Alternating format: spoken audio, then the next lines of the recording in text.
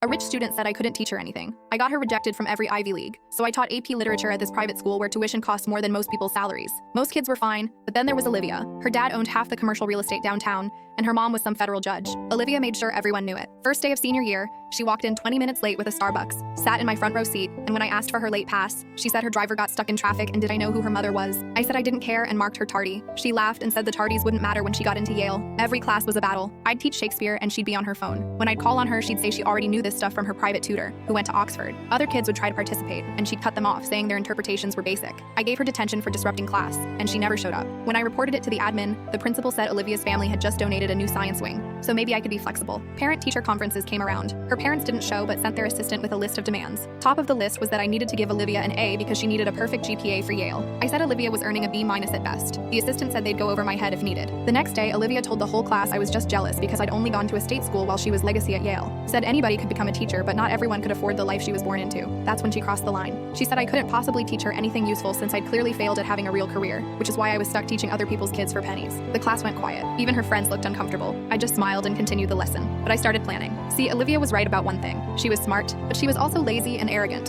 Her essays were clearly written by her tutor. I could tell because her in-class writing was mediocre, while her homework was suspiciously perfect. Every AP teacher noticed the same pattern. We started comparing notes. Turns out Olivia had been submitting purchased essays for 3 years. Her tutor was actually writing them. We couldn't prove it without evidence, but then Olivia made a mistake. She submitted her college essay to me for feedback, probably by accident since she never asked for my help. It was brilliant. Too brilliant. I recognized the writing style immediately. Her tutor had a very specific way of using semicolons and organizing arguments. I'd seen it in 20 essays over 2 years. But here's the kicker. The essay was about overcoming adversity. Olivia wrote about the time her family's yacht broke down during vacation, and she had to stay in a 3-star hotel. She called it character building. I did something I'd never done before. I reached out to my college roommate who worked in admissions at Yale, told her I had concerns about an applicant. She said they take teacher recommendations very seriously, especially red flags about academic integrity. I wrote Olivia a recommendation letter, a completely honest one. Mentioned her intelligence, but also her pattern of submitted work not matching in-class performance, her dismissive attitude toward learning, her statement that she didn't need education because of her family's wealth. And I quoted, word for word, her comment about teachers being failures. I sent variations to every Ivy League school she applied to. Then I waited. March came, and rejection letters started rolling in. Yale rejected her first, then Harvard, Princeton, Columbia, all of them. Even the safety schools she'd applied to as jokes rejected her. Turns out when multiple AP teachers write concerned letters about academic integrity, admissions notices.